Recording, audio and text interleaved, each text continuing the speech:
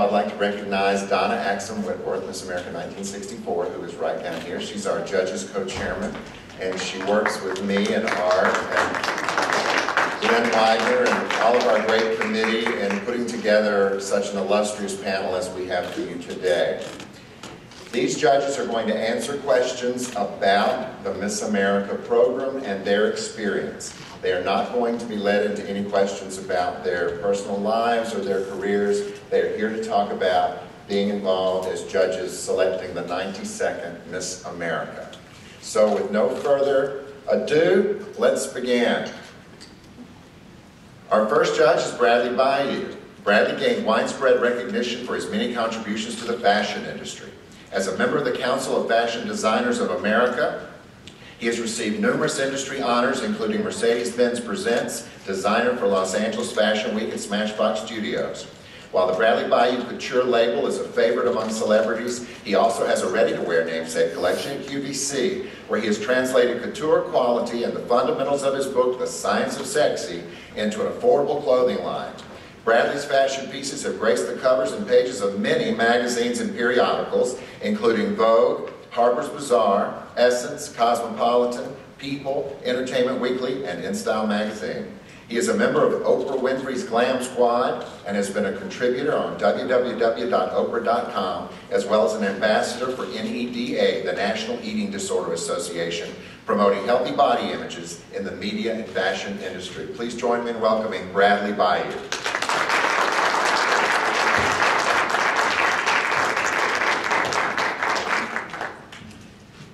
Cheryl Burke.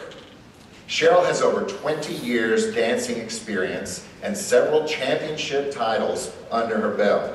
And as a professional dancer, she has tangoed and sampled her way into the hearts of millions through the ABC hit television show Dancing with the Stars.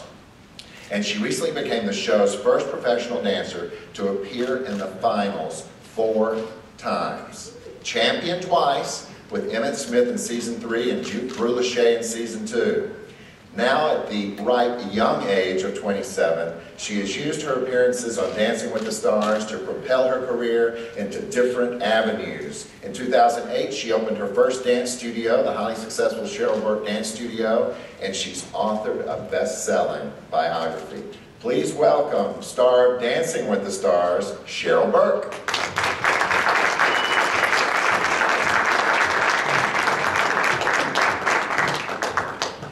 Sam Champion. I like that name, Sam. Sam is the weather anchor of ABC's Good Morning America and also serves as weather editor for ABC News. In addition to covering the national forecast, Sam travels for weather-related stories all around the country and the globe. Since joining Good Morning America, he has reported from the front lines of California wildfires, hurricanes in Florida, Texas, and Louisiana, and from winter storms in Denver, Chicago, and Boston. As part of the morning broadcast, the new 7 Wonders of the World series, Sam has even broadcast live afloat in the middle of the polar ice caps. He reported from Louisiana on the Deepwater Horizon oil spill, which included a dive in the Gulf of Mexico. Additionally, he regularly brings tips and information on how to be environmentally efficient to his regular Just One Thing reports. Sam also hosts Sea Rescue, a weekly series broadcast nationally on Saturday mornings. Please welcome from Good Morning America, Sam Champion.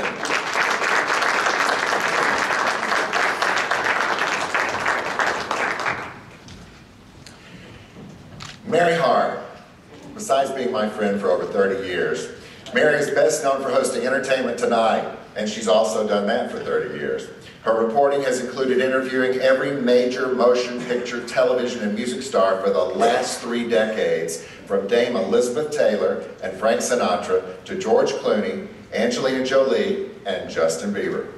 Mary was the only entertainment journalist to interview all of the presidential and vice presidential candidates, and she has been honored by American Women in Radio and Television with the Gracie Allen Award, which recognizes those responsible for exemplary programming created for women, by women, and about women in all facets of broadcasting and electronic media.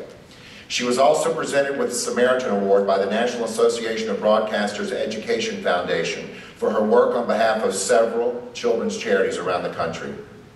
She is a member of the Board of Trustees for Children's Hospital Los Angeles and is co-chair of the New Hospital Building Campaign. She helped pave the way for the opening of a brand new building in July 2011.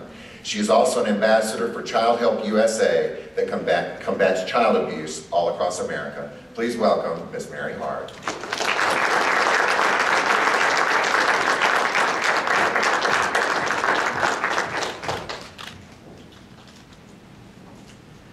Daymond John. As the star of the ABC hit show Shark Tank, Daymond is an entrepreneur in every sense of the word. Daymond has come a long way from taking out a $100,000 mortgage on his mother's house and moving his operation into her basement. Daymond is CEO and founder of FUBU, a much celebrated global lifestyle brand and a pioneer in the fashion industry with over $6 billion in product sales. He's an award-winning entrepreneur, and he has received over 35 awards for his work, including the Brand Week Marketer of the Year, Advertising Age Marketing 1000 Award for Outstanding Ad Campaign, and he was Ernst & Young's New Entrepreneur of the Year. Please help me welcome from ABC Shark Tank, Daymond John.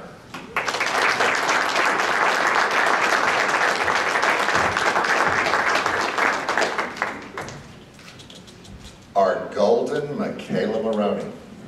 McKayla is the 2011 World Vault Champion, and this past summer in London, she let the world know that she had arrived. As a member of USA's 2012 Olympic women's gymnastic team, known as the Fierce Five, she earned a gold medal with her teammates as she performed a historically epic vault, which will forever be remembered in all of our hearts. After arriving home from the Olympics, McKayla discovered she had competed on a potentially career-ending toe fracture, which required surgery, as well as a fibula fracture that she had to have taken care of as well. In spite of these injuries, McKayla joined the Kellogg's Tour and has become an internet sensation after inspiring the blog website McKayla Maroney is not impressed. She recently also did a guest star role on the CW television show Hart of Dixie, one of my daughter's favorites, and soon she'll be back for another episode. Please welcome Olympic gold medalist McKayla Maroney.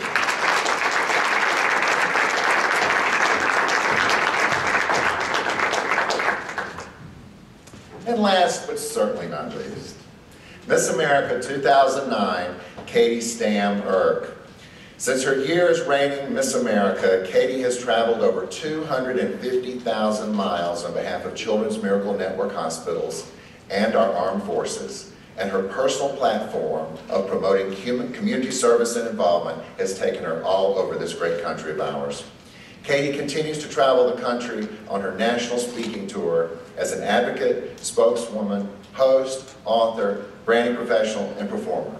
And I just want to add something personal here. If you will all remember the TLC reality show that we had to do 5 years ago on the Queen Mary, Katie Stam was one of the first to stand up in support of me in that, because I was having a lot of problems myself with what the girls were having to do.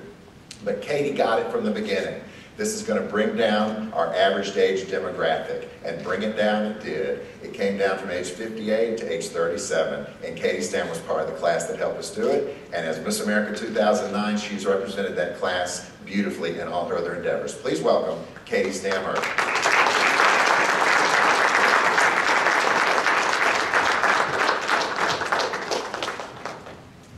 Okay, we're going to start taking your questions. You know what the guidelines are. And what I suggest is that you raise your hand, I'll point you out, and then you just announce who you'd like to talk to. If there's a question that's addressed to all of them, then we'll go down the line and let each of them take a turn. So who's up first? Well, of course, we'll go over here. Robin, you'll come next. What are you looking for in our next Miss America, and how do you stay objective? All of you? Why don't we start with Katie? Well, to stay objective, I think I'll address that question first. I think we are so keyed in on the importance that each of these young women have worked so hard their entire lives, truly, not just since they were crowned their local title or their state title. And we understand the importance of all of us to accept that fact that this is going to be such a life-changing experience for all of them, regardless of whether they come home with the title and the crown or not. So it's easy to remain objective because each of these young women are spectacular in their own right. As far as what we're looking for and exactly what we're looking for and how we're judging that, Personally, I'm looking for an individual who, as soon as she walks in the room, she captivates an audience, and then she keeps their attention from how she speaks, how she relates with them and connects with them. Someone who is well-spoken, but also understands the ability to relate on such a personal and deep level. Someone who is going to understand the importance of education and service with this organization and represents it to her fullest ability every single moment. So that's what I'm looking for, and we have 53 amazing individuals to choose from. Thanks, Katie. McKayla?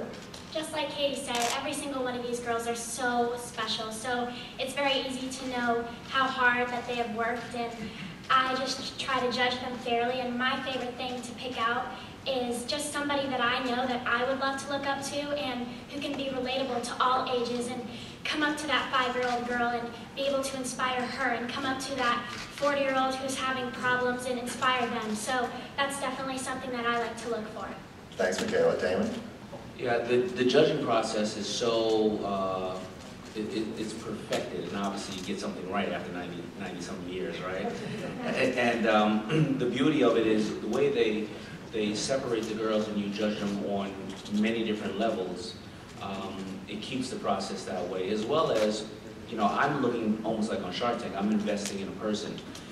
You know, the same way the country and every one of us judges are investing in a person other than a business on Shark Tank. You know, we invest in a person. We think, can they take this crown and for the next year be a beacon of light for every young female as well as males in regards to, you know, the brand of Miss America and the brand of this country. So it's really easy to, you know, give everybody a fair shot because you're investing in the individual.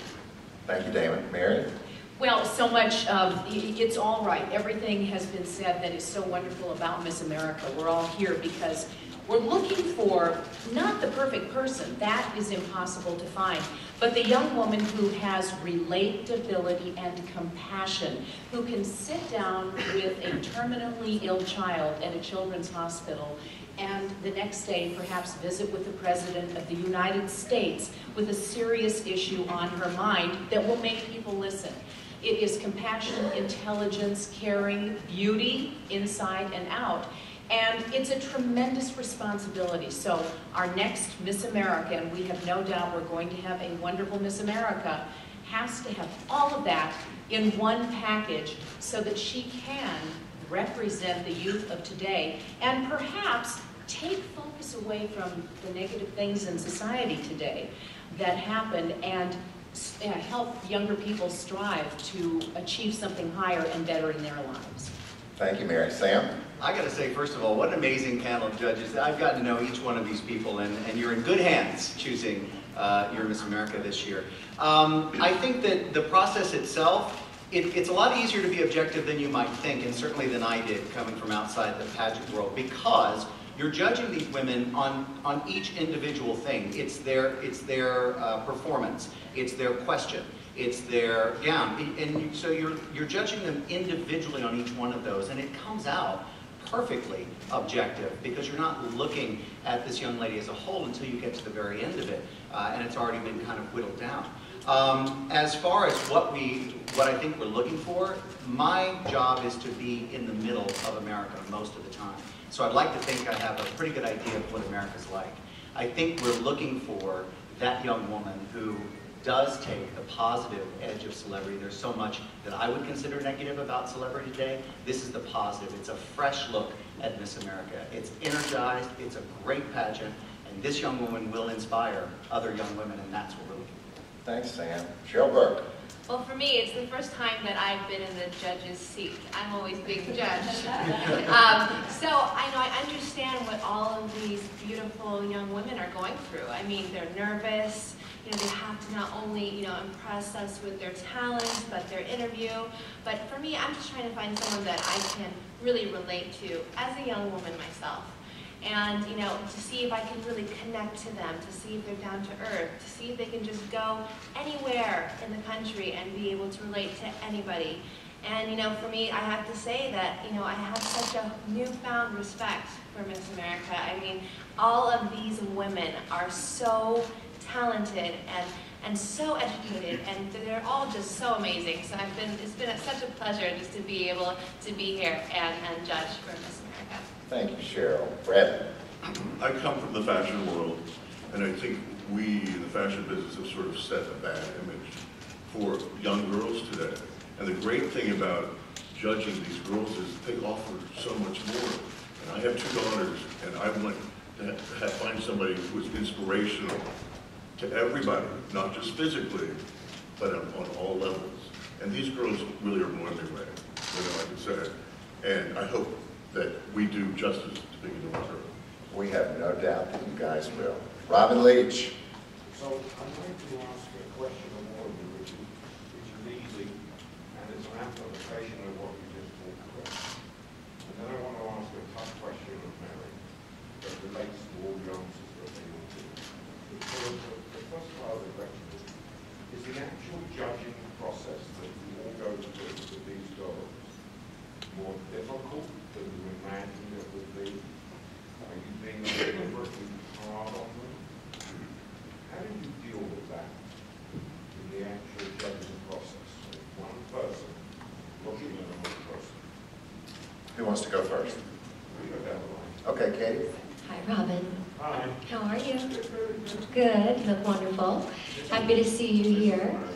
For 2.5 years now. So, the judging process, I believe it was Daymond that mentioned it just a moment ago. The judging process truly is perfected because the Miss America organization takes that so seriously. And they really have it down to a science.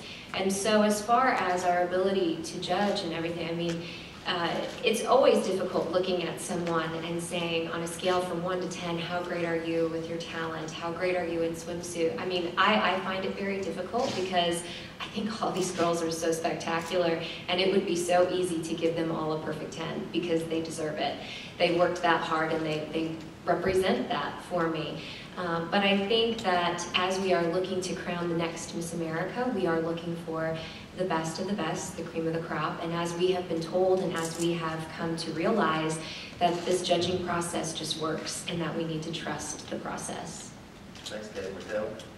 I came in here and I'm not used to being judged. I mean, I'm used to being judged, not judging. So it was definitely a little bit different, but I really like it and I really respect all these girls so much and I'm so proud of them and I can't wait to be a part of this. It's such an honor.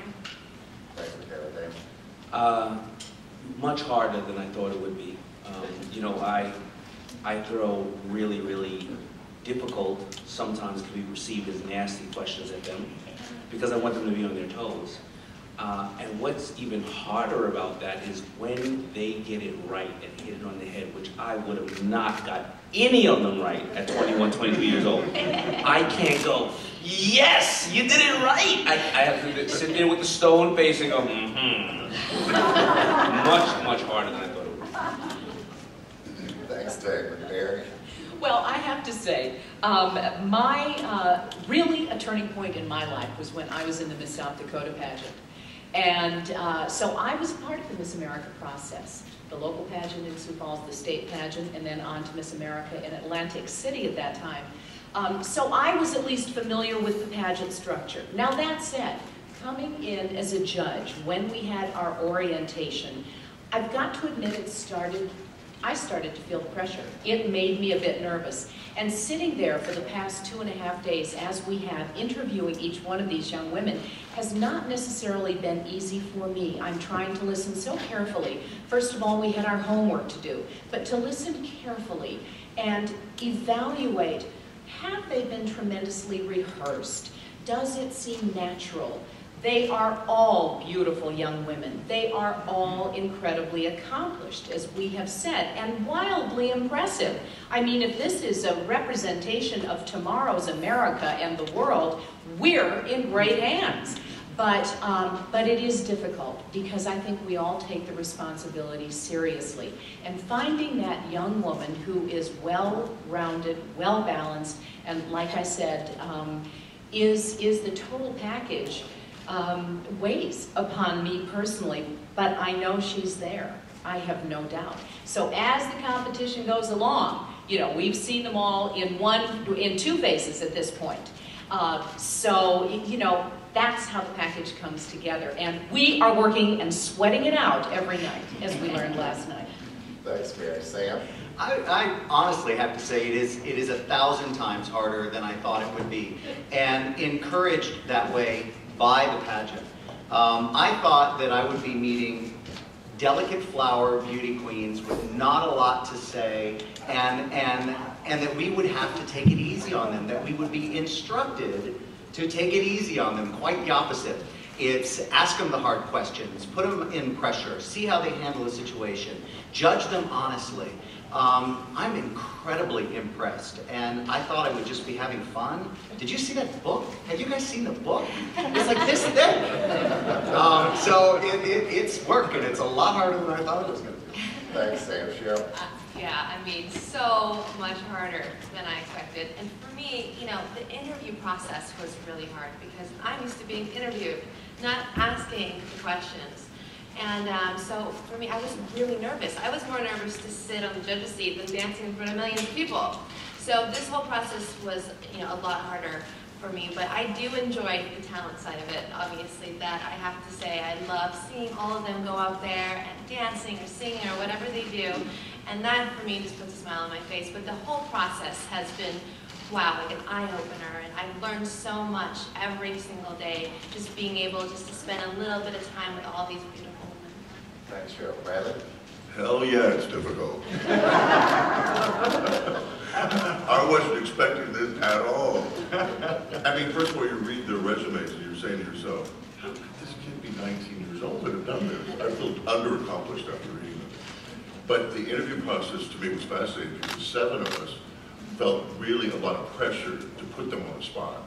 And I didn't think it would be that kind of interview, but I sort of put myself in their position and asked myself, could you take these kind of questions, 19, 20 years old? And I couldn't do it, there's no way. But to see them do it, besides their resumes, besides their beauty, they really are very accomplished, amazing women, all of them. I really have been impressed, and I'm having the time of my life, as difficult as it is. Thanks, Bradley. Okay, Robin, your question for Mary. So we've now framed the difficulty. Last year, we had a contestant here who dropped 140 pounds to take part in the pageant. This year, you have one contestant who's autistic. You have another contestant who suffers with Tourette's. And you have another contestant who faces a double mastectomy when the pageant or the ring is over. So here's the question. How do you put aside personal emotions and feelings about those kind of backgrounds that come to us, to be able to still judge in a way that that part of it either doesn't matter or in some way it does matter? How do you do that? Robin, the question is difficult on the one hand, easy on the other hand, because you cited 3 dramatic examples: the Tourette's, the autism, and the upcoming double mastectomy. We talked with each one of these young women in that 10-minute period about an awful lot of things, and they are not the only 3 young women who've overcome tremendous obstacles. Each in their own way is so admirable and has faced the odds that they're already winners in life with the struggles that they have gone through, whether it be racism in some cases, abuse, cyberbullying, you name it. These young women have a litany of things that they've overcome in their lives. So each one of them is capable of being an incredible role model, and already, in fact, is. So therefore, I'm not going to put more weight on one thing or the other. What I am looking at personally as a judge, and I think all 7 of us are, that is, how does she present herself now that we've done all the interviews, in swimsuit, in evening gown, in answering that quick question on stage, and in talent. So again, I go back to, it's really the full package. And each one is kind of an emotional decision. But again, 53 contestants, all of whom have faced challenges very successfully. Next question. Yes, ma'am. the time allotted for interviews at 10 minutes is rather short. As judges, what tactics do you employ to bring out the essence of each contestant? Are you directing it at anyone specifically? All judges. Okay, why don't we start back down on Bradley's end? So the question again, I'm sorry. What tactics do you employ to bring out the essence of each contestant? Well, what's interesting is we sort of put ourselves in a position of seeing this girl as taking on questions that are difficult. So it wasn't just one area. We actually all worked together to question them in all different areas, from political to environmental to emotional, to how many things they carry with them, every day in their purse. I think it's 2 things, right? The 2 things. I mean, it was every kind of question of how happy you are to to questions about a mom. So it was really like being interrogated, and I felt kind of bad for them. But they all handled it so well that I was really impressed. Cheryl? Yeah, I think every judge had their own niche, I guess. I would ask questions more like if I can relate to you, or how down to earth are you? And I think everyone had their own questions and their own style of asking questions. And I think between all 7 of us, we really were able to capture who this woman is and who she wants to represent. And I think within the 10 minutes, because we were all so different, that we were able to really capture, who she really is. Sam? I think you're looking at a panel that's all interviewed or been interviewed for most of their careers and most of their adult lives, and well before adult life for a lot of them. And what I saw in that room was, in that time period, and we kind of moved quickly through it, but we would all kind of pick up for each other, and there was not a dead moment in that room with the questions, and we would vary. One of us would pick on social issues. One of us would pick on current events. One of us would find out what she likes to do in her solitary moment, if she's capable of traveling alone in the country, not alone, but spending time alone while she's traveling. So it was this wonderful kind of blend of people all asking rapid-fire questions that required quick thinking and intelligent, informed opinions. I think the process was great. Great, Sam. Mary? Well, I was just going to say thank you, Daymond, for asking such tough, mean, nasty questions, as you said. No, you were not tough, mean, and nasty. There were a lot of tough questions, but mean and nasty you were not. But it was a balance. It was a matter of balance, because in each case, we might start out very seriously, and then we had to turn it and lighten it up a bit, because one of the things, of course, that has to come through is not just the capability of handling an array of issues, but a sense of humor, a sense of joyfulness, a sense of gratitude. So trying to draw all of that out, it was a rapid-fire, very, I thought, interesting list of questions for every single young woman, and they weren't all the same. It's not like we each had a planned question or 2 necessarily. So it was a real mix of things. Yeah, I agree. The girls are very agile. Political questions, of course I was asking, business questions. But then we would just throw it off. Tell us a joke. One girl said, I have to say it. She says, what does a fish say? What does a fish say when he walks into a wall? Damn. Thank you for laughing, because we thought we were the corniest judges. I get it. I have 2 daughters, and it's hilarious, right? But you're so busy thinking about, the divide of the country politically, should wealthy people be taxed, pro-choice, pro-life, whatever the case is, then all of a sudden you got to tell a fish story about, damn, he ran into the wall. Very agile young ladies. Impressive. Yeah, I was very impressed. I mean, to try and get to know a girl and feel a girl and try to be relatable to them and have them be so intelligent and get to know them in 10 minutes. I didn't know how we were going to do it, but this judges panel is so amazing, and that's why they picked us, because we're all so different. And we all, by the end of that 10 minutes, I felt like I knew each girl, and it was really amazing. It was hard because we all had to, throw questions at them that were so random and to get to know them fast enough. But it was a lot of fun, and I think we challenged them enough to get to know every single girl. And I think all of my fellow judges have just stated, everything so eloquently. So I actually want to address the fact that it is a 10-minute interview. And a lot of people think, 10 minutes, how in the world are you going to choose the next Miss America in 10 minutes? But keep in mind that the job of Miss America is a job of first impressions. And whether you have an hour, whether you have 10 minutes, or whether you have 10 seconds, each and every single person that comes in contact with that current Miss America needs to walk away and say, that's why. And so the 10 minutes is very appropriate for us to get to know her, to walk away, and after she walks away, walks out of the room, for us to say, were we able to connect with her? Were we impressed with her? Absolutely, we were impressed with all 53 contestants. So I think it's very appropriate that it is a 10-minute interview, and quite appropriate for us to choose the next Miss America based on what she's going to be doing this next year. That's great. May I say I love all your answers. Next question, right here. So Katie, you just talked about what Miss America needs to be like, and since you're in those shoes, and even Mary too, what is success to her in your reign, in the post year, how she uses her $50,000 Amway scholarship, and what job she chooses, and how she is as a mom?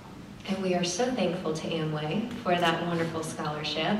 We are tremendously thankful for their efforts in continuing the scholarship program and making it so prestigious through those scholarship funds. So thank you. As far as success, it's defined differently by each Miss America because we are so different. For me, I kind of categorized my year into 3 different jobs, if you will. I said, I want to accomplish as much as I can as far as raising funds, bringing awareness for Children's Miracle Network hospitals. I also want to be an advocate for our military, whether that means working with the USO here at home or abroad. I want to be able to reach out to them, serve as a voice for them, and give back as much as I can. And then thirdly, I want to be able to serve as an advocate for my personal platform of promoting community service and involvement, which also encompassed the prior 2 things I spoke about. So that, to me, if I felt in the 12 months I was given as Miss America 2009, if I was able to accomplish as much as I possibly could for those 3 jobs, then I was successful. And also, one question that I kept asking in interview is if you could sum up the job of Miss America in 1 or maybe a few words, what would it be? And the reason I ask that is because for me, that word is connection. And if I felt like I was able to connect with either a 4-year-old or a 40-year-old, then that to me was success. So for each Miss America, it's going to be different, but each one, there's no right or wrong answer as to what success looks like. We're all very driven, we're all very motivated, and we're all ready to make a difference. Thanks, Katie. Next question. Yes, ma'am. To each of you, what do you think what is judging experience? Brad? Hope. I see what's out there right now, and I see what's inspiring young people. And to see these girls, and you know what, they're relatable, they're cool, they're kids, they're young girls that kids can really look up to, and thank God for that. I think that I've been blown away by those kids, and I do have hope for the next generation. Yeah, I feel the same way. A lot of these young women that came into the room and talked about their story, I can relate to them. I've gone through that as a kid, or when I was a teenager, and I just didn't realize, some people think that they're alone out there, and for me to hear that come out of these young women, it's like, whoa, I felt so connected. And I think that's what I'm really going to take away from this experience. Am I the only one who cringes and switches the channel because images of American youngsters are portrayed in a horrifying way of people that I don't recognize, and I don't want to have those folks be the inspiration for my 21-year-old niece? And I'm in the middle of this pageant, being inspired by these women, realizing that the things that I was taught to be good and kind and try to be smart and try to pay attention, and that it's okay to disagree with people. You can have different opinions, just be able to stand up for your opinion. Those things are back. I feel like they're back in America, and I feel really good about it. And I would do this again if they'd let me 1,000 times, because it's a really good feeling. You are in trouble. We got it. Yeah, we got it. What I is maybe, and this is, you know, I say this from having a deep debt of gratitude for the Miss America pageant, and my reason for being here is to give back.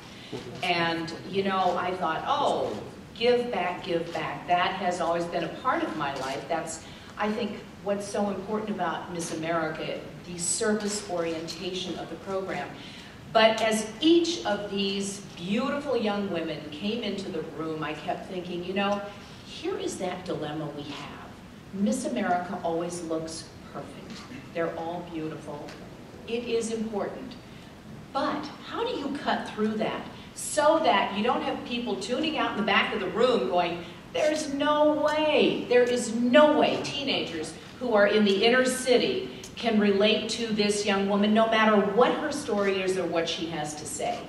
But you know what? That is the challenge, and we presented that question to all of these contestants. What is it? You know, you're beautiful, you're composed, you're intelligent, you're accomplished.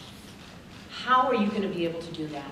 And I'm convinced that they all have the ability to do that, and it isn't necessarily all about looking perfect all the time. So I think we need to find better ways to dispel that. Not that we want an unattractive, torn jean-clad Miss America at all times.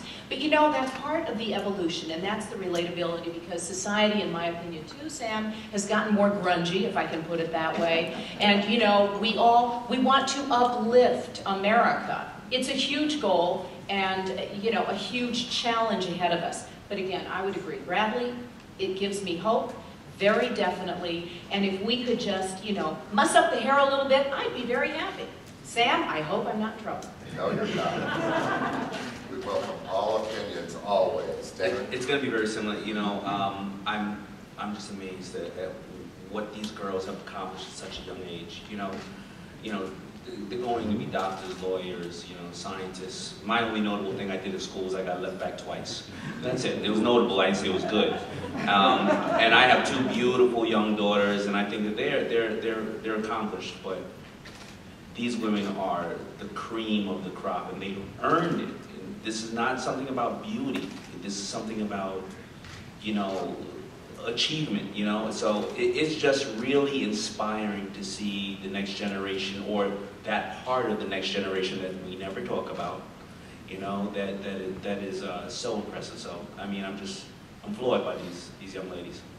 Yeah, after finishing judging all of these girls, I could not get the smile off of my face. I was completely inspired and shocked, because I just cannot believe how young they are. I mean, I think I'm old enough, 17, so to think of them being up there and getting those kind of questions and wanting to make a difference, it made me so happy that there's people out there who have worked their whole entire life, and their dream is to do service for this country and to just do and work so hard for us. And it means so much to me that they would want to inspire everybody with their hard work. And I can't wait to, you know, be able to help pick this next Miss America, because this generation is a little bit, you know, from like even my friends back home, they're struggling with the image of who they need to be, and we really need somebody to look up to, and I'm very excited.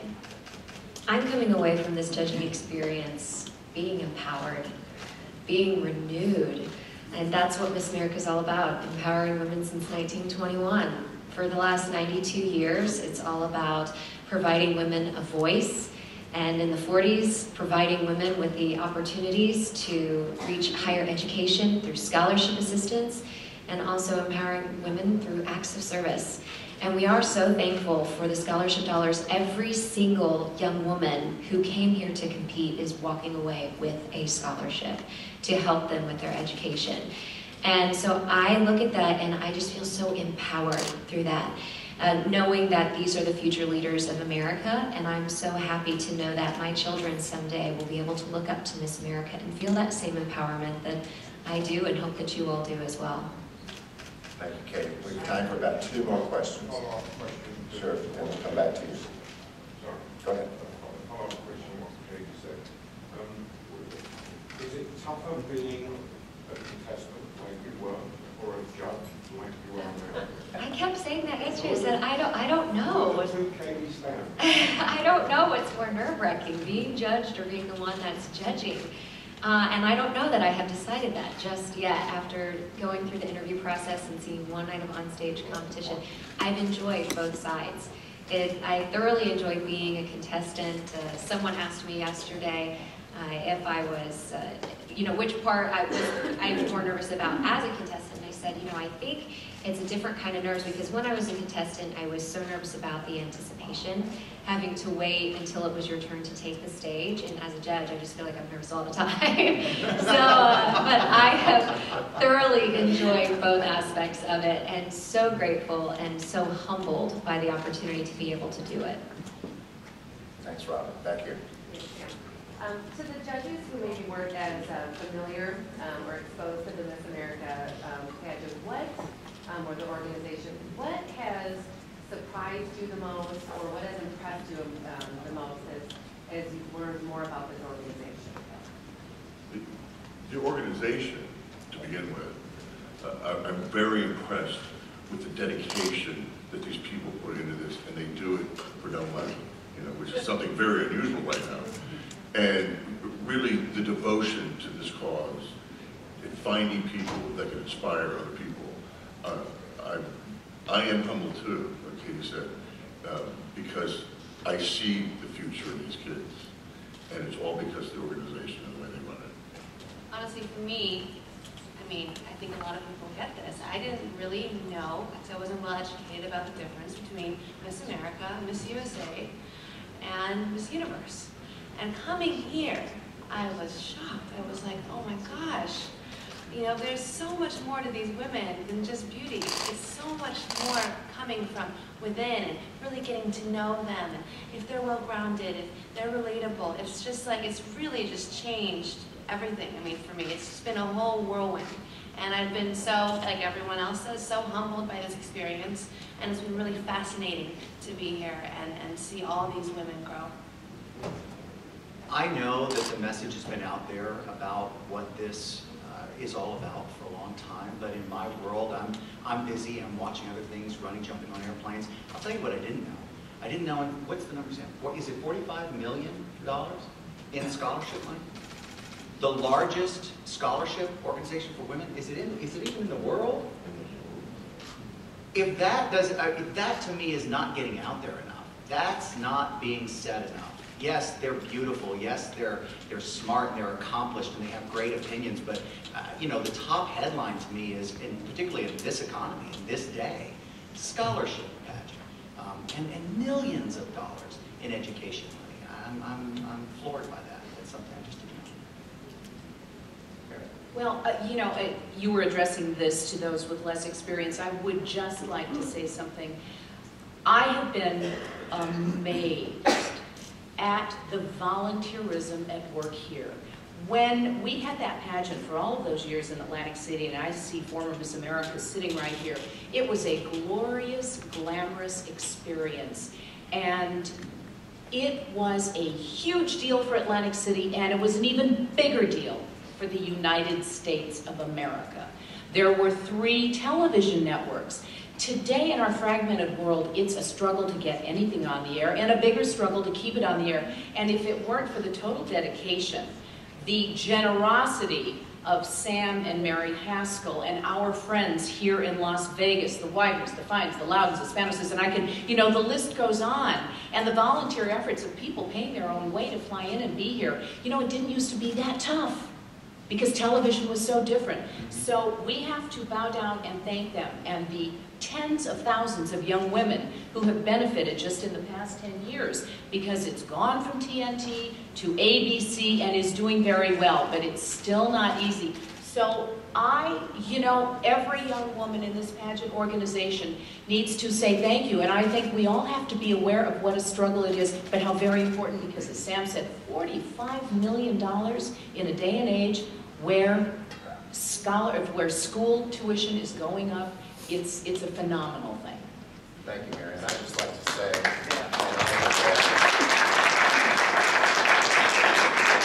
those of us who volunteer at the national level also represent hundreds of thousands of volunteers all over this country, from the local state pageants to the state organizations to Miss America.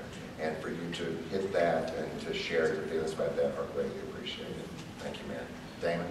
What was surprising to me, definitely everything that the other judges have said, but the judging process and dealing with all the volunteers and the people that run it, it was the lack of politics. I didn't get to see much of politics. You know, we're all in TV and in other worlds that there's always end of the day cause that is not really for the main goal of everybody else. And when we speak to the volunteers and the people running it, there's really no politics. They want to keep it as pristine as possible. They want to make sure it's for the, you know, for the Miss America running, that she gets the best vote, and for the country and for the foundations and everything else. So I'm really astonished by the lack of politics that I've witnessed. Thank you, McKayla. For me, it was completely mind-blowing to know how many people put their heart and soul into volunteering to make this happen and to give the world someone to look up to. And I also learned, I had no clue coming into this. The night before judging, I was like, I had no clue what to expect. I've never been on this side of things. So after, you know, finishing judging and seeing all those girls and being completely inspired, I'm just so excited to know that this world has something to look up to, and it's completely empowering, and yeah. I don't know if I'm necessarily the perfect person, because obviously I've been in love with this program since I can remember, and have had the amazing blessing of being able to represent it on a national scale. So I love it for all the reasons my fellow judges have mentioned, and really, truly everything that we've been talking about this morning. What we have learned in this experience, especially in the last 8 years, is that our judges panel end up being our personal ambassadors. And they go out into their worlds, into their villages, and they tell everyone about their experience. And it allows us to get a Cheryl Burke when Tony Dovolani and Mark Ballas had both been here before her, and tell her they had a great time. Or a Sam Champion, who Lara Spencer told she had a great time. Or Mary Hart and Katie Stam, who competed in the program. It gives each of them a chance to go into their own world and talk about what an incredible opportunity is afforded to young women by the fact that a Miss America organization still exists. And when I say still exists, I mean 92 years. No one can even come close to that. And we love each of you, and you will always be a part of this family for a lot of reasons. And when people look back in the history books and say, we're going to pick the 92nd Miss America, there will be these 7 spectacular names. Thank you all for being here. Thank you for your lovely questions, your insightful questions, and thank you for all the positive things you're going to leave here to write about us. Have a good day. We're going to take